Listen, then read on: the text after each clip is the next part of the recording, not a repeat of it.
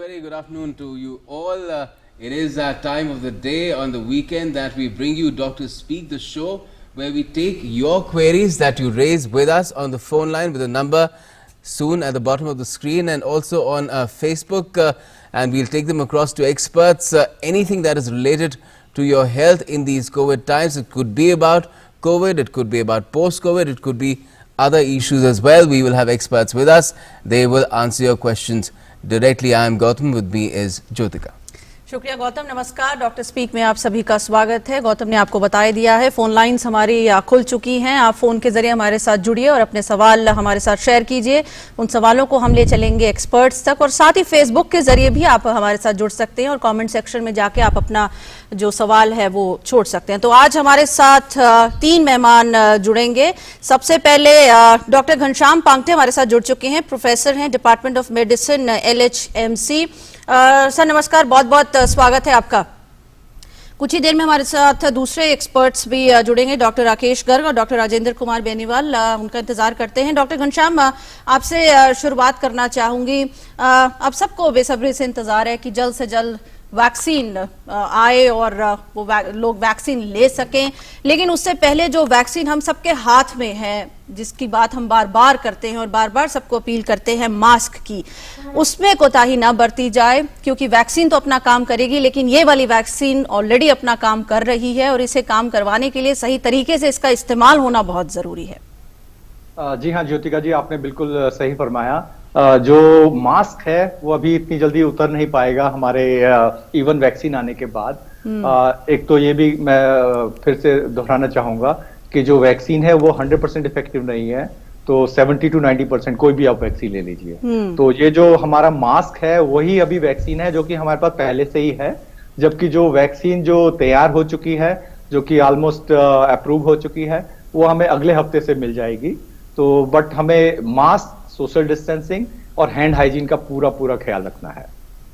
Ji, right. And Dr. Pankti, in terms of how we're seeing the trends of fresh cases going down that come up in every 24 hours, recovery is being far more in number and it's become like a consistent trend. So do you feel that this is something because of the fact that people have adopted to masking up, washing hands, social distancing, and that is the way it should progress even when vaccination is rolled out? Yeah, Gautam ji, you are totally right that our cases are going down, and it's very good to see that our mortalities are going down, our recovery rates are improving. If we compare to a Western world, USA, you have more than 2 lakh cases per day. You have Europe is totally locked down because of spurt in cases. Although we are not very sure that what is the main reason, but there may be multiple reasons. One, you said that like mask and all, which we are following, our government is almost pushing us to continue this mask and social distancing. While in USA, even their government was not pushing them to wear the mask. So that may be a cause. Other is like there was a speculation that immunity of Asians are better than the Western. And also we have a younger population compared to Western countries. So all those factors may be there, which may be helping us in having a downward trend in these infections. But we should be remain cautious. We should not be leaving our caution and going without mask and other things. So I will say we continue this thing and continue this good trend. Right. Doctor Pangte, तमाम तरह के सवालात इस वक्त लोगों के मन में चल रहे हैं वैक्सीन को लेकर। अगर बात की जाए कि वैक्सीन जब आएगी, सबसे पहले तो वो लोगों तक कब पहुंचेगी, वो खैर केंद्र सरकार बार बार इस चीज़ को क्लियर करती रहती है कि किस तरह से स्टेप बाय स्टेप वैक्सीन हर किसी तक पहुंचेगी।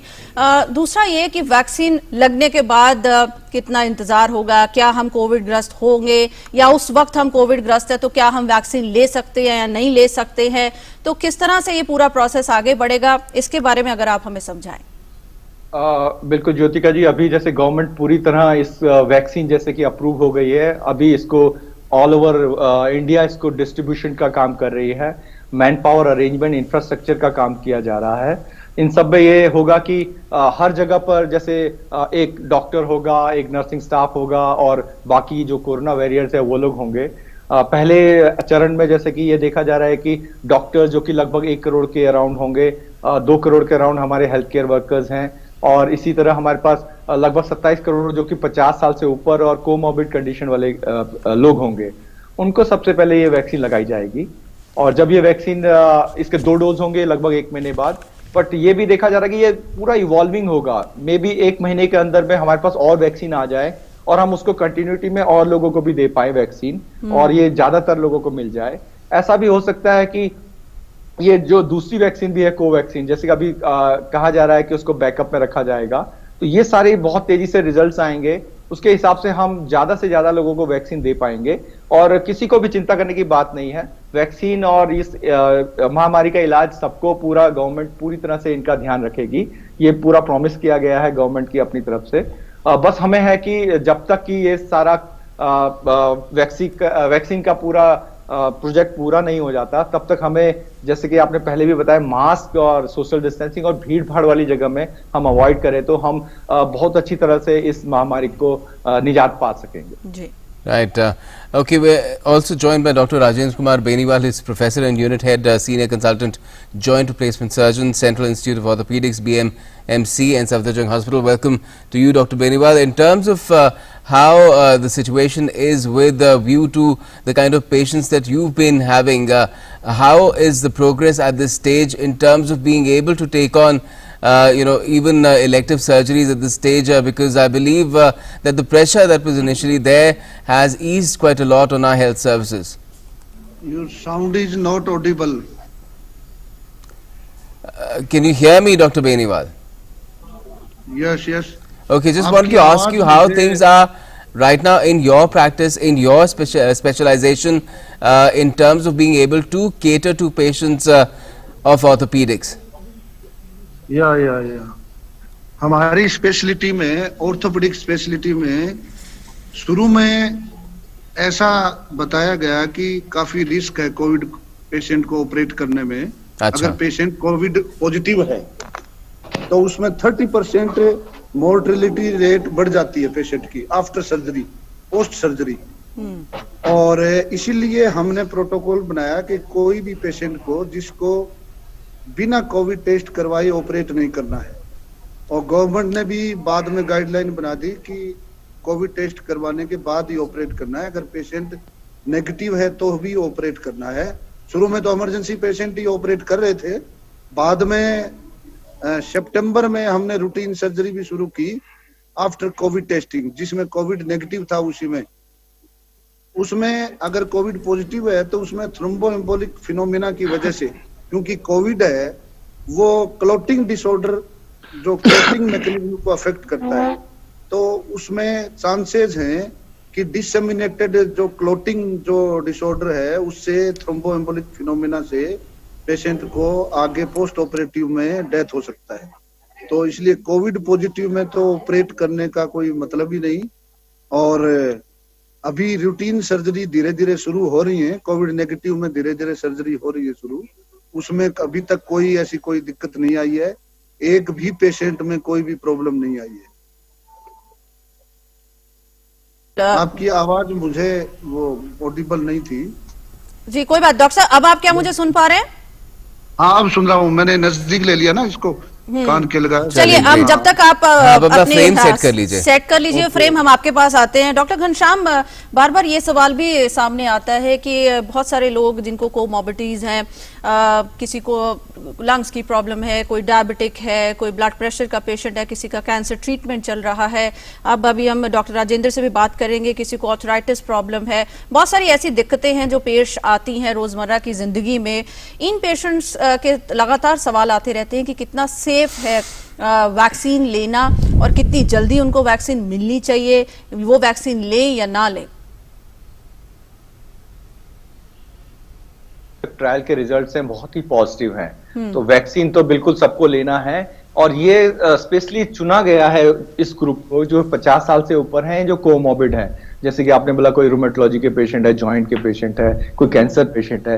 हमने जो पिछले 9 महीने में जो पेशेंट देखे हैं, पिछले 9 महीने में जिनकी डेथ हो गई है, जिनको सीवियर डिजीज हुई है, वो ज्यादातर पेशेंट वो थे जिनको कुछ ना कुछ पहले से बीमारी थी, या डायबिटीज के पेशेंट थे, उनका शुगर अनकंट्रोल था, जिनका कंट्रोल था उनको इश्यू नहीं आए, जिनका अनकंट्रोल था उनको इश्यू आए हैं और उनकी डेथ हुई है। इवन कुछ टाइम पहले तो ये भी बताया जा रहा था कि कोविड से ज्यादा डेथ नहीं हो रही है, ये जो डेथ हो रही है वो पहले से किसी को लिवर डिजीज है, किसी को सिरोसिस होता है लिवर का, किडनी के डायलिसिस पे है, तो उन पेशेंट के बहुत ज्यादा वैसे ही चांसेस होते हैं कि अगर कोई भी इन्फेक्शन हो तो उनको चांसेस होते हैं कि ज्यादा सिक हो जाएं और डेथ के भी। तो बट देखा गया कि अगर हम इनको इम्यूनाइज कर देते हैं तो इनको सिवियर डिजीज नहीं होगा। तो ये प्रायोरिटी ग्रुप है। अगर हमें जो डेथ रेट हम देख रहे हैं जो कि इनडायरेक्ट मार्कर है इस डिजीज का, कोविड का, तो अगर हम इन जो सिक पेशेंट है, जो कोमोर्बिड है, उनकी मोर्टेलिटी अगर हम कम कर लेते हैं तो हमारी मोर्टेलिटी बहुत कम हो जाएगी, क्योंकि यंग पेशेंट जो हेल्दी पेशेंट है उनमें ये डिजीज बहुत ही माइल्ड है। आप देख सकते हैं यूरोप में सारे स्पोर्ट्स चल रहे हैं और वो कोविड होने के बाद फिर एक्टिव हो जाते हैं और बहुत ही रेगुलरली स्पोर्ट्स, और इवन हमारी क्रिकेट टीम ऑस्ट्रेलिया में खेल रही है। तो यंग पेशेंट में, हेल्दी पेशेंट में ये डिजीज बहुत ज्यादा सीवियर नहीं है, उनको ज्यादा प्रॉब्लम नहीं करती है। ये सिर्फ कोमोर्बिड को करती है, तो सबको लेना है, स्पेशली कोमोर्बिड को जरूर लेना है ये वैक्सीन। जी, एक सवाल हमारे पास आया है डॉक्टर साहब की, पूछना चाह रहे हैं कि मैं कोविड पॉजिटिव था लेकिन अब मैं रिकवर हो चुका हूं, क्या मैं भी इस वैक्सीन को लूं या फिर नहीं? ये बहुत ही चैलेंजिंग क्वेश्चन है कि जिसको कोविड हो गया है। वैसे तो कोविड जब होता है एक तरह का नेचुरल इन्फेक्शन है, वो आपका एक तरह से नेचुरल वैक्सीनेशन भी है, बट ये वायरस थोड़ा सा डिफरेंट है। इसमें देखा जा रहा है कि अगर किसी को कोविड माइल्ड हुआ है, बिल्कुल हल्का, जिसमें कि 1-2 दिन बुखार आया पर उसको सांस फूलने की कोई तकलीफ नहीं हुई, उसको अस्पताल में भर्ती की जरूरत नहीं पड़ी और उसको होम आइसोलेशन में ही ठीक हो गया वो 14 दिन के बाद, अगर ऐसा है तो ऐसा देखा गया है कि इन पेशेंट में एंटीबॉडीज उतनी अच्छी नहीं बन रही है। तो इस समय के जो विशेषज्ञ हैं उनकी राय यह है, अगर आपको माइल्ड डिजीज हुई है तो आपको कोविड वैक्सीन लेनी है, और लेनी है लगभग 28 दिन या 1 महीने के अंतर के बाद। जिस दिन आपको कोविड पहला होता है, पॉजिटिव रिपोर्ट्स आती है या जब सिम्टम्स आता है, उसके 1 महीने बाद आप वैक्सीन ले सकते हैं। बट अगर आपको सिवियर कोविड हुआ था, आप काफी दिन तक अस्पताल में एडमिट रहे थे, तो उन लोगों को ये वैक्सीन अभी अवॉइड करनी चाहिए जब तक कि और रिजल्ट्स नहीं आ जाते, क्योंकि इन लोगों पे वैक्सीन के कोई ट्रायल के रिजल्ट नहीं है। But mild Covid, asymptomatic Covid, 1 महीने बाद वैक्सीन ले लीजिए। Right.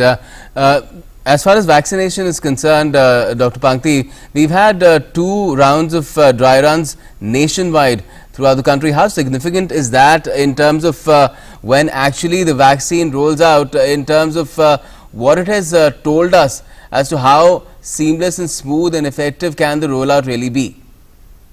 Yeah, this is very important that we have done 2 runs already in almost all states. Some place has been taken as a dry run, and this will help us in smoothen the activity.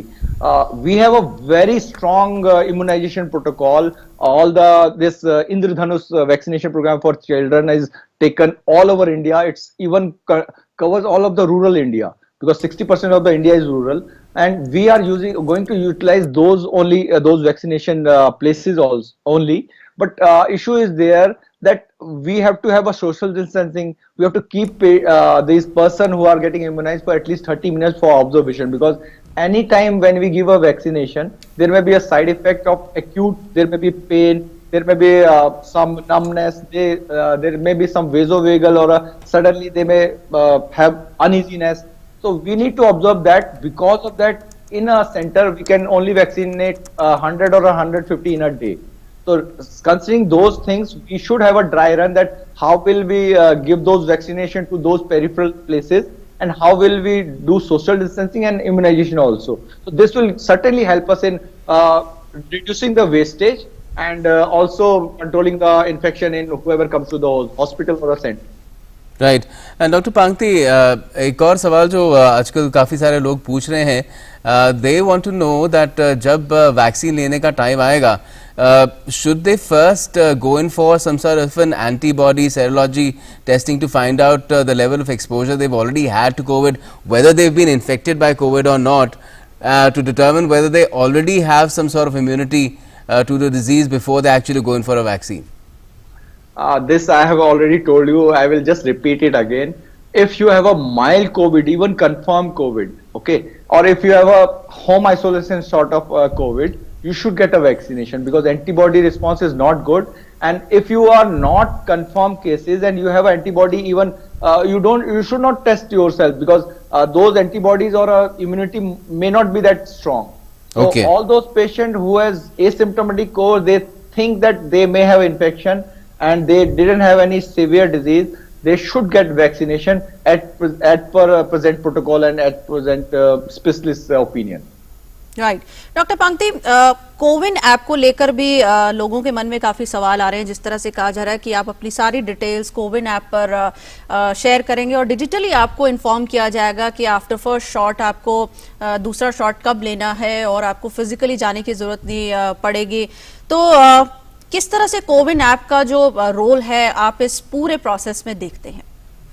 ये बहुत ही important रहेगा क्योंकि हमारा जो country का जो population है बहुत ज्यादा है। We have a vast country, हमारे पास 138-140 करोड़ पॉपुलेशन है और ये आईटी इंडस्ट्री और जो ये एप्स हैं, क्योंकि अब जो स्मार्टफोन्स हैं इसकी रीच बहुत ज्यादा हो गई है और अगर स्मार्टफोन भी नहीं है तो जो नॉर्मल फोन है उसमें भी एसएमएस भेजे जा सकते हैं। और हमारे एक बहुत अच्छी चीज ये रही कि रिसेंटली जो इलेक्शन हुए थे उसमें सारे इलेक्टोरल रोल में फोन नंबर ये सब अटैच्ड हैं।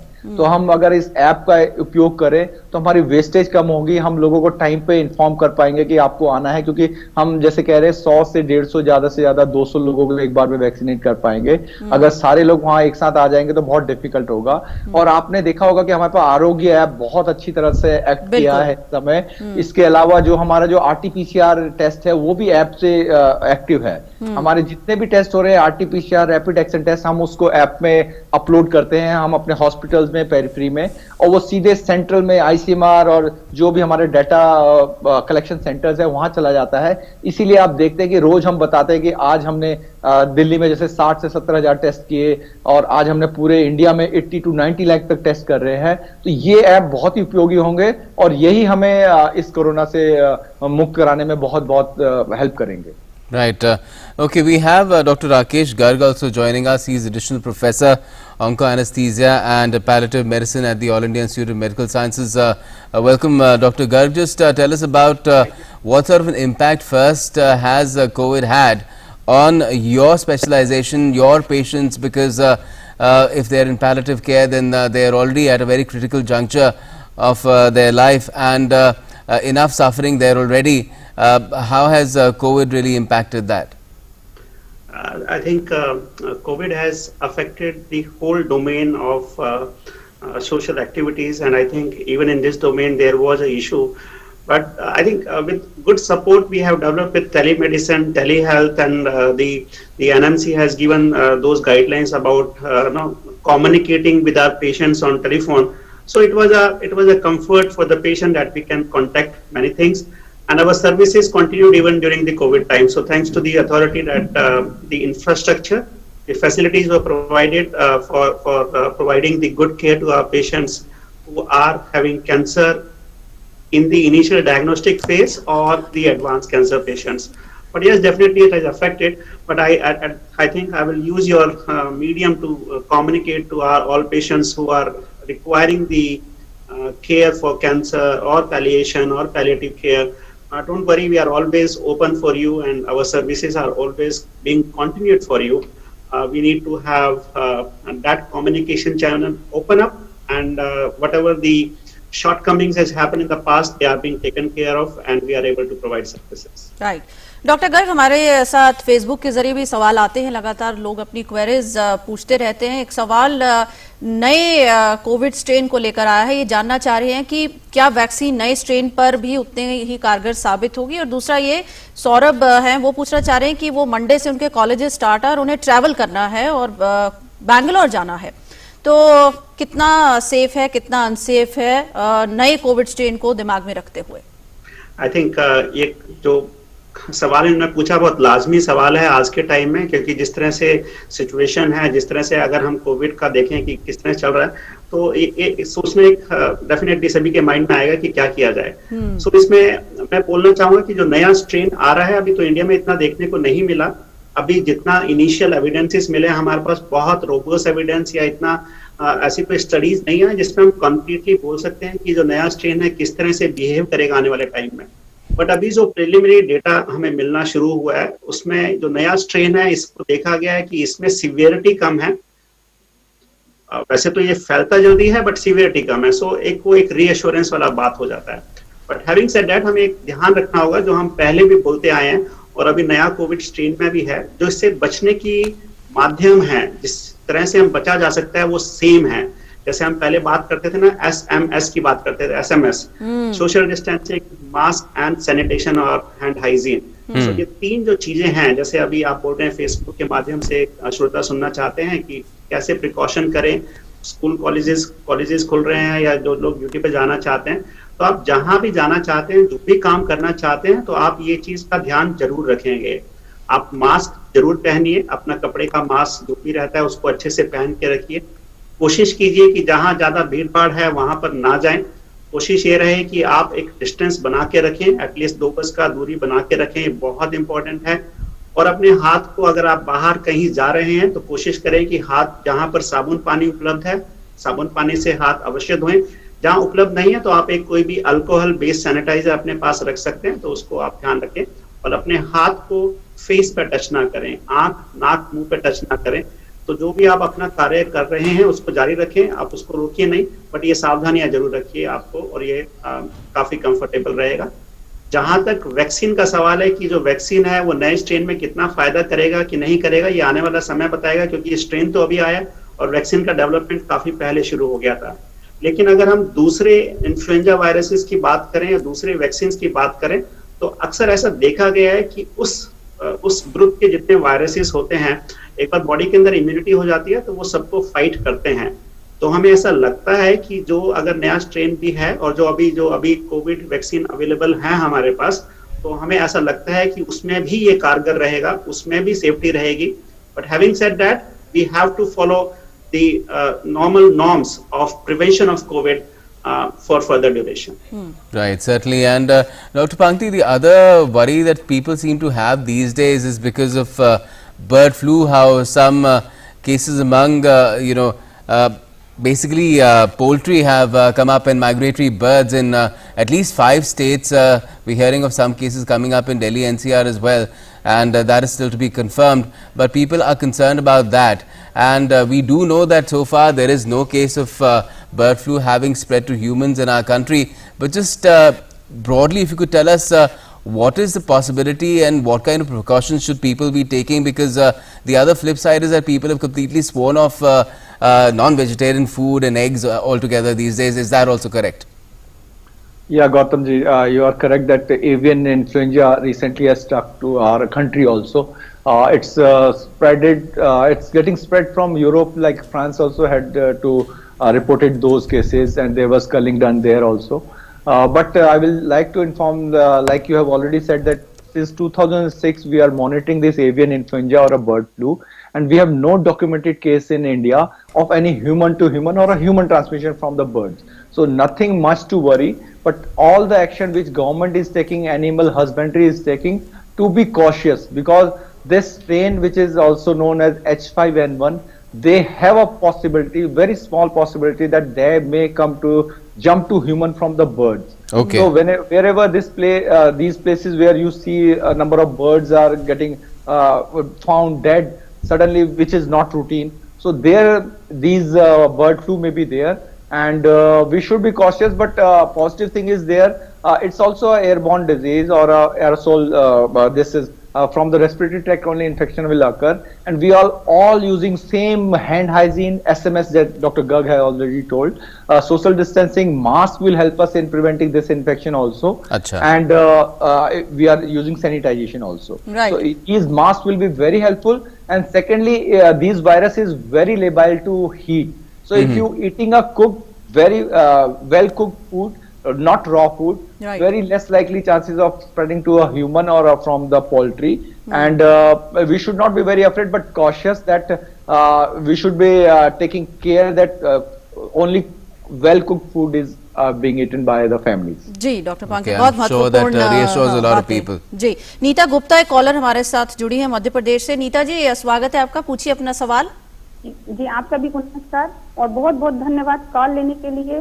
मैं आज 4 महीने से परेशान हूँ। मैं आप सभी से यही जानना चाहूंगी कि ये चीज, मतलब कोई गरीब है तो उनके लिए शासन की व्यवस्था है, या कोई अमीर है तो उनके खुद के पास पैसे हैं। नीता जी, हम आपका सवाल क्लियरली नहीं सुन पाए हैं। हम आपके साथ है, पूरी संवेदना व्यक्त करते हैं कि आप परेशान हैं, लेकिन क्लियरली अपना सवाल पूछिए। जी मैम, मेरे भैया एक पत्रकार हैं दैनिक भास्कर के शहडोल जिला में। वो आज 4 महीने से कोविड के पेशेंट होने के बाद हॉस्पिटल में एडमिट थी।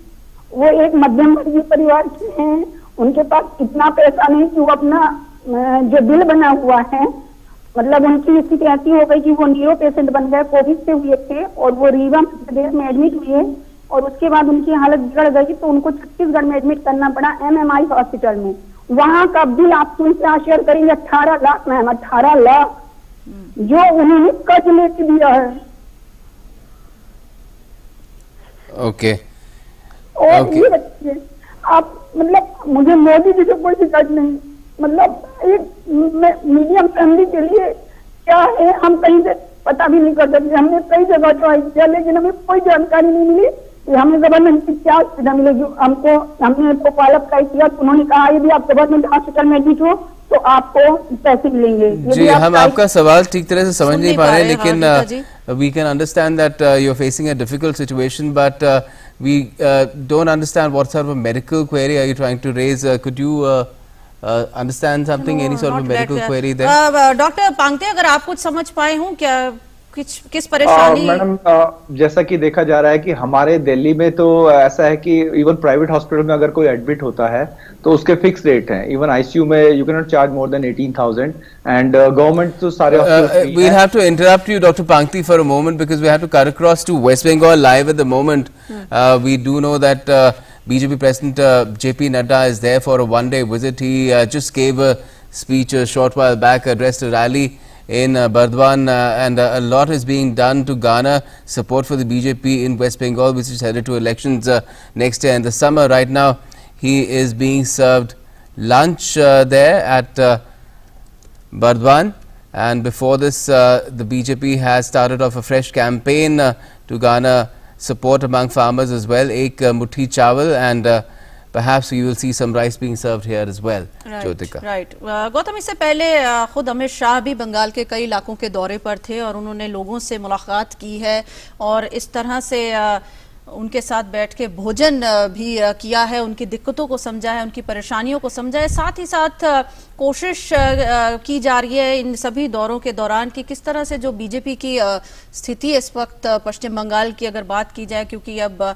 चुनाव सर पे हैं, तो किस तरह से समझा जाए, किस तरह से कार्यकर्ताओं में एक मोटिवेशन दी जाए उन्हें कि वो किस तरह से लोगों के साथ और जुड़कर उनकी समस्याओं को समझें और आगे उनके लिए काम करें। Yes, certainly, and we do see rice being served there as well. And JP Nadda leading the charge for the BJP today, at least in West Bengal. He's done that in the past as well. Traditional way of serving food there, and a lot of traditional dishes as well. It seems being served there. But this is how the BJP is taking the fight right to the heart of West Bengal and to the Trinamool Congress, which has been ruling in West Bengal. And this is a fight that the BJP feels it can win in the summer when the assembly elections are held. It is posing a very, very serious challenge to the ruling Trinamool Congress there, and the BJP is quite certain that its campaign will come to fruition in May, as JP Nadda himself said, because he feels that Mamata Banerjee's government has failed the people of West Bengal. Not only the benefits of Kisan Samman Nidhi not being given because Mamata Banerjee has not implemented the scheme in West Bengal, so 70 lakh people, that's the number that JP Nadda quoted, are being denied the benefit of that. Apart from that, he also mentioned that a lot of central schemes have simply been rechristened by the West Bengal government to give them a garb of somehow being implemented at the initiative of the West Bengal government instead of the money and the plans coming in from the centre. But apart from that, the BJP going all out amongst the people of West Bengal, especially among farmers, to garner support for the new farm laws, the amended laws. Right और शैलेंद्र मिश्रा हमारे साथ, हमारे सहयोगी जुड़ गए हैं। शैलेंद्र, हम सबको याद है वो घटना जब बीजेपी चीफ जेपी नड्डा के कॉन्वॉय पे हमला हुआ था और साफ तौर पर एक मैसेज देने की कोशिश की जा रही थी पश्चिम बंगाल सरकार की ओर से कि आउटसाइडर्स की यहाँ जरूरत नहीं है, तमाम तरीके की चीजें कही गई। लेकिन यहाँ बुलंद हौसले की एक बहुत बड़ी मिसाल इस वक्त हमारी टीवी स्क्रीन्स पर है कि लोगों से जुड़कर लोगों के लिए काम करना और लोगों का कार्यकर्ता के रूप में काम करना क्या होता है।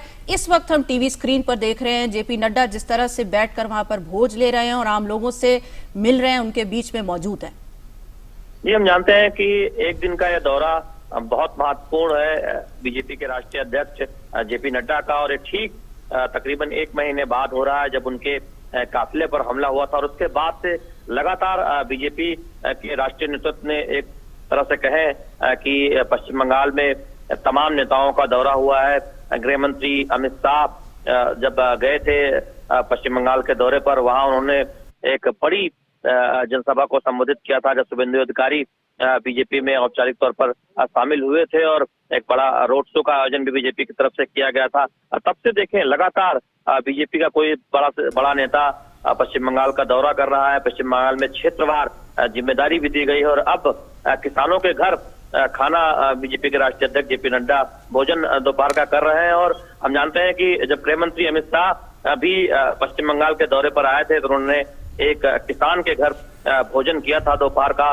तो निश्चित तौर पर एक संदेश देने की कोशिश है कि बीजेपी सीधे किसानों के घर जा रही है पश्चिम बंगाल में। और आज एक मुट्ठी चावल अभियान की जो शुरुआत है, जिसमें बीजेपी 50,000 से ज्यादा घरों तक सीधे जाएगी और 73 लाख किसानों से सीधे संपर्क करने का राज्य में कार्यक्रम है। और इसमें ये एक बड़ा अभियान है जिसमें किसानों को ये बताया जाएगा किस तरह से किसान कल्याण के लिए मोदी सरकार ने काम किया है, और जो किसानों को लेकर जो बजट है वो 6 गुने तक बढ़ाया गया है। हम जानते हैं कि अब से थोड़ी देर पहले जिस सभा को संबोधित करते हुए बीजेपी के राष्ट्रीय अध्यक्ष जेपी नड्डा ने इस बात का जिक्र भी किया। तो निश्चित तौर पर एक राजनीतिक तौर पर जवाब तो दिया ही जा रहा है ममता बनर्जी को, क्योंकि बीजेपी लगातार आरोप लगाती रही थी कि जो 6,000 रुपए सालाना देश के अन्य राज्यों के किसानों को किसान सम्मान निधि मिल रही है, वो ममता बनर्जी की सरकार ने वो। Yes, Shailendra, definitely on the question of farmers, the BJP is trying to corner the Mamata Banerjee government and at the same time trying to get the message home to farmers that the new farm laws are for the benefit of the entire community and the nation. Anubratho is also joining us on the phone line from West Bengal. Just let's bring him in as well. Anubratho, this is clearly an all-out assault against Mamata Banerjee. Also a bid to ensure that the BJP maximizes its support for the assembly elections. Just tell us what is the fight been like, because we've also seen a lot of violence being perpetrated as well. Yeah, it's phenomenal, in the phenomenal truest sense of word, because which was earlier, you know, the heartland of left, and thereafter from 2011 it's become the heartland of Trinamool Congress. Now BJP is largely railing into all these areas and in the heartland of this place, and particularly here in Bardhaman. So we have seen that the hundreds and thousands of people were gathered here. Most of them belong to the farmers family, and their response was truly overwhelming. You know, the BJP time and again is showing their attunement with the farmers, and they are alleging that the Trinamool Congress is not implementing the project that the government is taking for the benefit of the farmers. So here, what we found here, when the Kisan Surakha Gram Sabha rally, JP Nadda addressed here, and here he said that BJP is sure to unseat the Trinamool Congress, and thereafter when we come to power, we will implement all these things, and the farmers will be truly benefited with it. The thing is that now we find that the JP Nadda, soon after this program was over, he proceeded to Jagadpur Gram, where he visited 5 farmers' family and took fistful of rice from them. And thereafter, you know, now he is having his lunch at a farmer's residence as a Mustholi village. So truly overwhelming in the true sense of word. And what we earlier seen that when in the last only 1 month beforehand, when Nadda came to West Bengal, we found that truly unruly situation here, because he had faced, you know, his convoy faced a severe attack. But this time we find that the intensive security arrangement has been taken everywhere, and carpet of security thrown so that no untoward incident happened to take place. And truly nothing happened. Everything is happening in a very peaceful manner. And soon after this, we were having his lunch here. JP Nadda will attend a road show that is scheduled to take place at Bardhaman town, and thereafter he will hold press conference. Right Shailendra, आप हमारे साथ बने हुए हैं। बिल्कुल, बताइए जी शैलेंद्र, एक बहुत बड़ा संदेश देश भर को भी इन तस्वीरों से जाता हुआ नजर आता है कि किस तरह से जो सरकार है वो किसानों के प्रति संवेदनशीलता से सोचती है, उनकी समस्याओं को समझती है, और तीनों कृषि कानूनों की जब बार बार बात की जाती है, किस तरह से विपक्ष लगातार उसके प्रति जो भ्रम फैलाने की कोशिश करता रहता है, उसको दूर करने की भी यहाँ कोशिश की जा रही है और देश भर के किसानों में एक सकारात्मक संदेश जा रहा है। देखिए, निश्चित तौर पर सरकार में उच्च स्तर पर लगातार इस बात का प्रयास किया जा रहा है, और खासतौर पर अगर पश्चिम बंगाल के संदर्भ में देखें, जब गृह मंत्री अमित शाह पश्चिम बंगाल के दौरे पर हाल ही में आए थे, तब उन्होंने किसानों के घर पर भोजन किया था, और निश्चित तौर पर वो एक संदेश दिया गया था कि दरअसल न केवल किसानों के कल्याण के लिए मोदी सरकार काम कर रही है, बल्कि उनके दुख दर्द में सीधे तौर पर शामिल होकर जमीन पर एक फीडबैक लेने का भी काम सरकार कर रही है। और साथ ही साथ सत्ताधारी दल बीजेपी की तरफ से भी हमने देखा कि तमाम जो बीजेपी के जो नेता हैं, पार्टी के जो नेता, वो सीधे किसानों से संपर्क कर रहे हैं। और आज ये दौरा बीजेपी के राष्ट्रीय अध्यक्ष जेपी नड्डा का, जहां उन्होंने कृषक सुरक्षा सभा को संबोधित किया, उसमें किसानों को लेकर मोदी सरकार जो काम कर रही है उसका खास तौर पर उल्लेख किया। अब से थोड़ी देर बाद वो रोड शो करने वाले हैं, किसान के घर पर भोजन का कार्यक्रम। तो ऐसे में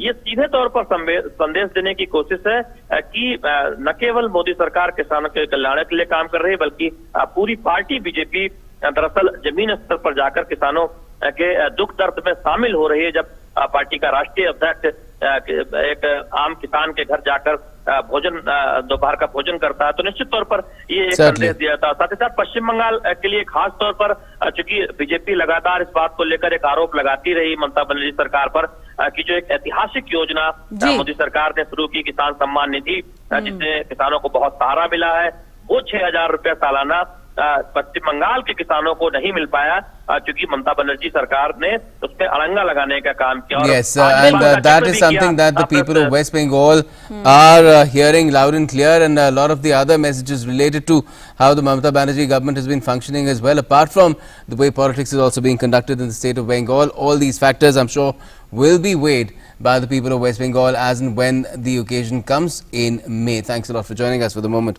Shailendra Mishra and also Anibrato from West Bengal. And let's return now to Dr. Speak. Take up your queries. We have the experts with us. Dr. Pangti is with us and Dr. Garga as well. And let's in fact raise a question that has been put across by Rajendra Atri. He's asking, UK and US are showing increase in new cases in spite of huge number of vaccination in these countries. What could be the reason? Dr. Pangti, would you like to respond to this? Gautam ji, what we have seen is US, they didn't follow these SMS, this social distancing. They didn't, even their president was not accepting the mask. So these all things may have led to the excess of infection. There was a Christmas, there was a New Year, a lot of social gathering was there. Even public was not ready to accept that they need this virus may be problem. And there, as I said, that population of US, a lot of elderlies are there. So these may have led to a peak of up to like 2 lakh cases are there. That may be the reason. While India is doing better, because we all followed since last 9-10 months. We are totally following all the measures to avoid this infection, and we are reaping those results because of that one. Right. Doctor Rakesh, आपके पास आना चाहेंगे। Vaccine का ही एक सवाल है, ये पूछना चाह रहे हैं कि जब तक वैक्सीन आम लोगों तक पहुंचेगी तब तक कई वैक्सीन मार्केट में होंगी, तो किस तरह से हम चॉइस कर सकते हैं कि कौन सी वैक्सीन हमारे लिए बेस्ट है? आई थिंक क्वेश्चन तो काफी इंपॉर्टेंट है, बिकॉज जब हमारे पास चॉइसेस होती हैं तो तभी हम सोचते हैं कि कौन सा उसमें से लिया जाए। लेकिन वैक्सीन तो वैक्सीन है, क्योंकि जितना भी वैक्सीन बन रही है अभी पूरे वर्ल्ड के अंदर, उसमें से 2 अवेलेबल है हमारे पास इंडिया के पास। सारी वैक्सीन एक प्रॉपर तरीके से बनाई जा रही है, एक प्रॉपर साइंटिफिक जो प्रोसेस होता है उसके थ्रू बन रही है। तो आप कोई भी वैक्सीन लेंगे उसका इम्यूनिटी तो इफेक्ट आएगा ही आएगा। तो आप अभी हम ये चॉइस करना है कि कौन सा वैक्सीन क्या चीज है। अभी तक जितना डेटा मिला है सभी वैक्सीन का एक अच्छा रिस्पॉन्स रहा है, और अभी आपको जो भी वैक्सीन मिलता है उसको लगवा लीजिए। लेकिन साथ साथ में आपको एक ये भी बोलना चाहूंगा कि वैक्सीन का मतलब ये नहीं है कि आप बिल्कुल खुला किसी तरह से भी घूम सकते हैं। Still you have to follow all precautions. तो वैक्सीन जो भी मिलता है लगवाइए आप, जो भी गवर्नमेंट पॉलिसी के हिसाब से मार्केट में आएगा, डिस्पेंसरी में अवेलेबल है। So don't worry about it कि this is shed better than the other, all vaccines. Right. We are also joined again by Dr. Beniwal. We've got that link through with him properly now. Dr. Beniwal, a lot of people are asking questions about inclusion in, top priority list as far as vaccination is concerned. There are questions about people above 70, people above 75.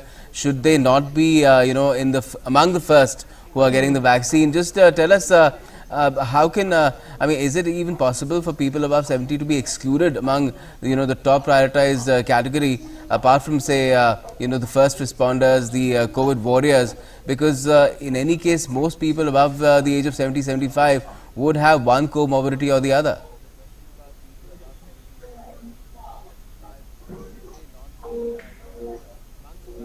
Dr. Beniwal, can you hear me?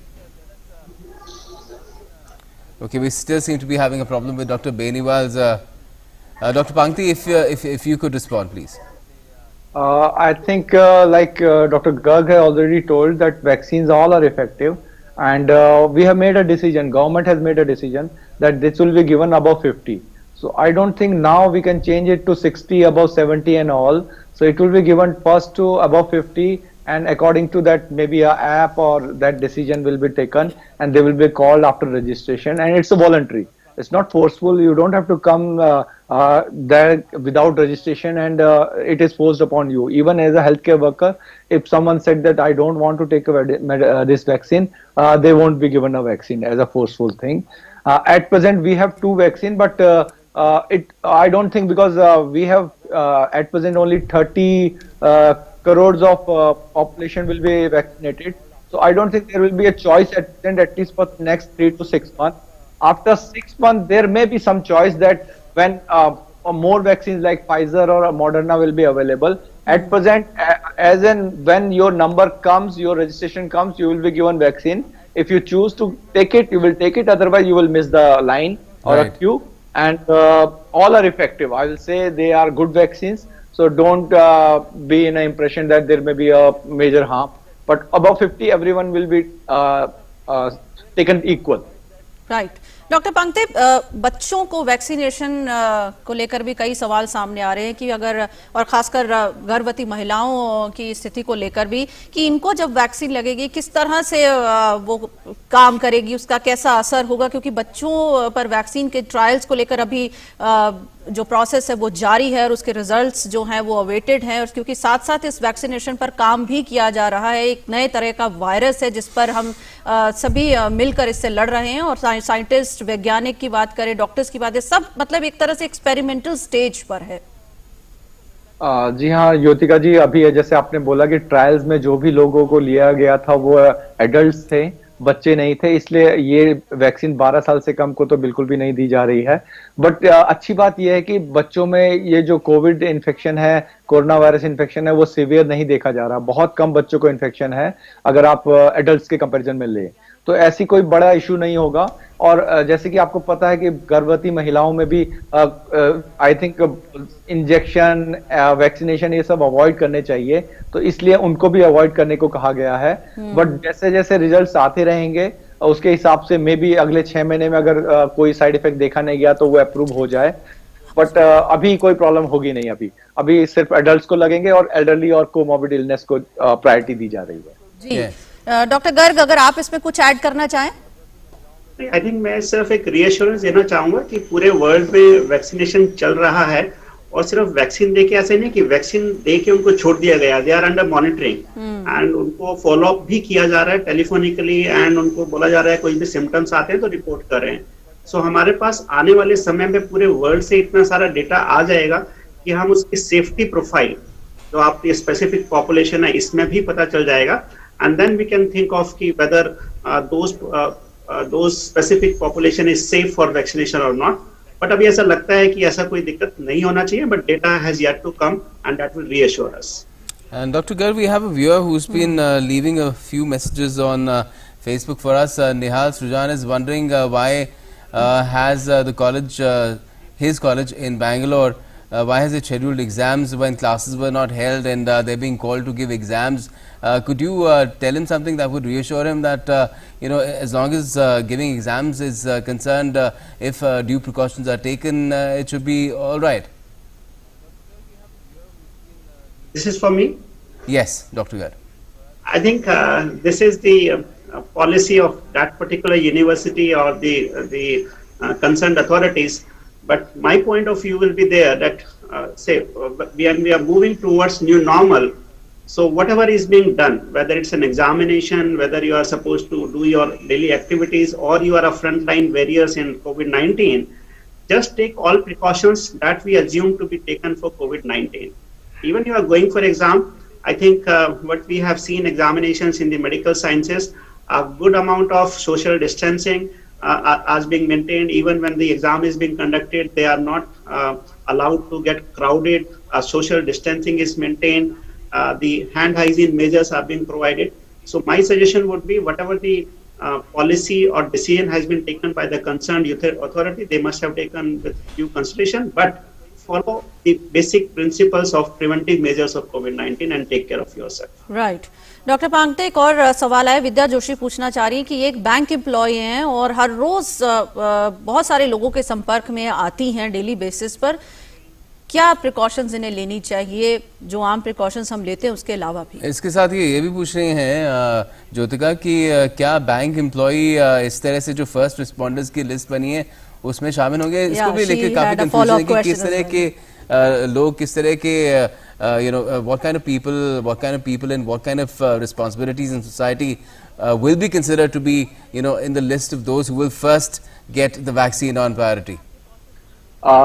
ये बड़ा ही मुश्किल सवाल है कि bank में, क्योंकि वो मेरे ख्याल से अगर कैशियर या इस तरह की जॉब है तो बहुत सारे ऐसा हो सकता है कि नोट से काम करते हो, बट उसमें भी आप, क्योंकि इस बैंक में आप देखते हैं कि एक ग्लास का, एक सिरेमिक का आगे एक वो डिस्टेंसिंग होती है, तो ऐसा नहीं कि ड्रॉपलेट से आपको इन्फेक्शन आ जाए, तो इतना ज्यादा फिक्र करने की बात नहीं है।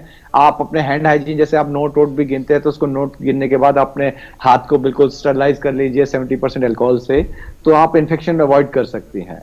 दूसरा जैसे कि बात हुई थी कि इस समय एक हेल्थ केयर वर्कर्स और डॉक्टर्स, और तीसरा है कि 50+ एल्डरलीज को या 50+ वृद्ध को ये वैक्सीन लगेगी। तो अगर उनकी उम्र 50 साल से ऊपर है तो मोस्ट लाइकली उनको वैक्सीन लग जाएगी, और लेकिन अगर 50 से कम है और अभी तक उनको रजिस्ट्रेशन या उनके नाम नहीं लिए गए हैं तो मोस्ट लाइकली वो बैंक या बैंक एम्प्लॉय उस कैटेगरी में नहीं है कोरोना वॉरियर्स के। कोरोना वॉरियर्स वो लोग हैं जैसे कि कहीं कंटेनमेंट जोन कर दिया जाता है तो उस इलाके में जैसे पुलिस वाले हैं वो उसको पूरे को कंटेनमेंट जोन को मेंटेन करते हैं। उसके अलावा जो पैरा स्टाफ होता है, जैसे कि कोई आप कोई सर्वे करते हैं, आप जगह जगह जाते हैं कि किसको कोई प्रॉब्लम तो नहीं है, आंगनवाड़ी वर्कर्स हैं, ये सारे वर्कर आएंगे जो कि कोरोना वॉरियर्स में काउंट होंगे, बट रूटीन जो ऑफिसेज वाले लोग हैं वो उसमें इन्वॉल्व नहीं होंगे। Right, I hope that answers your question. And let's quickly get Sunil Kumar's question in as well. Dr. Beniwal, if you could answer, virus, does it only infect the upper respiratory tract and does drinking hot water help? I think this question has been asked in the past as well, but it will be good to get your perspective on it as well. Dr. Beniwal? I can hear only female anchor voice. आपकी आवाज मुझे नहीं आ रही। आपको मेरी आवाज आ रही है सर? हाँ, आपकी आ रही है। अच्छा, मेरी आ रही है सर। ये सुनील कुमार जी का एक सवाल है, इसके साथ हम आपके पास आते हैं। पूछना चाह रहे हैं कि वायरस क्या सिर्फ अपर रेस्पिरेटरी ट्रैक्ट को इन्फेक्ट करता है और गर्म पानी पीने से कितना फायदा है या नहीं है? नहीं, ऐसा गर्म पानी पीने से ऐसा नहीं है कि ये वायरस अपर रेस्पिरेटरी ट्रैक्ट में ही रहता है, नीचे भी जाता है। ये शुरुआत के टाइम में जब इन्फेक्शन होता है तब 24 to 48 hour upper respiratory tract में रहता है। उस समय गर्म पानी पीने से थोड़ा फायदा हो सकता है, लेकिन वो टाइमिंग की बात है। हमेशा तो पता नहीं ना कि अपर रेस्पिरेटरी ट्रैक्ट में रहेगा, नीचे भी जाता है लोअर रेस्पिरेटरी ट्रैक्ट में, जिसमें ये फाइब्रोसिस करता है जी। तो इसमें श्योर शॉट ये नहीं है कि गर्म पानी पीने से वायरस उसमें खत्म हो जाएगा। जी डॉक्टर बेनीवाल, एक और सवाल है क्योंकि वक्त थोड़ा कम है, हम जल्दी से सवाल जितने ज्यादा ले लें बेहतर है। अमिता दयाल जी पूछना चाह रही हैं कि मेरा हेल्पर 1 महीने बाद घर से वापस आ रहा है तो उसका RT-PCR करवाना चाहिए अगर वो पूरी तरह स्वस्थ है तब भी या नहीं? 1 महीने बाद आ रहा है, पूरी तरह स्वस्थ है तब भी करवाना चाहिए जी, क्योंकि एसिम्प्टोमेटिक भी हो सकता है, वो हो सकता है वो पॉजिटिव हो लेकिन उसमें कोई लक्षण नहीं हो, ऐसा भी हो सकता है। तो उसके अगर वो आएगा तो दूसरे घर में लोगों को उससे इन्फेक्शन हो सकता है, तो बेशक करवाना चाहिए। Right. Now, the scenario also is, Dr. Pangti, that a lot of people are a little wary of taking the vaccine. There is some study that has emerged that the number could be as high as 40% in a country like the UK. We don't know what the numbers could be here in India, but I'm sure there are those who are anti-vaxxers here too. Now, what do you think would really convince them that they should get the vaccine as and when it is available to them? I think this media, you people are the pioneer who can help people know that this vaccine is effective. We'll definitely we do are our bit. here as a scientist, as a doctors. We will try to give the message that this is effective and there's not much of harm. And media will play a vital role in making those public aware that there's not much of an anti-vaccine campaign and we should continue with vaccine. Right जी बिल्कुल। और आज वक्त हमारे पास इतना ही। आप सभी doctors का बहुत बहुत शुक्रिया और खास तौर से शुक्रिया डॉक्टर राजेंद्र कुमार बेनीवाल जी आपका, क्योंकि अब आजकल हम सब टेक्नोलॉजी पर डिपेंडेंट है और टेक्नोलॉजी कभी साथ देती है कभी नहीं देती है। डिजिटल दुनिया में रह रहे हैं, आपने हमारा बहुत साथ दिया है और इस इंटरप्शन के लिए भी माफी चाहेंगे, तकनीकी खराबी की वजह से भी, जिस वजह से हम ज्यादा बातचीत नहीं कर पाए, लेकिन फिर भी आप सभी डॉक्टर्स ने बहुत महत्वपूर्ण जानकारी हम लोगों के साथ बांटी, दर्शकों के सवालों का जवाब दिया। सभी का बहुत तहे दिल से शुक्रिया, धन्यवाद। Thank you for joining us and do remember that we'll be here at the same time 2 o'clock tomorrow as well. That's the time for the weekend.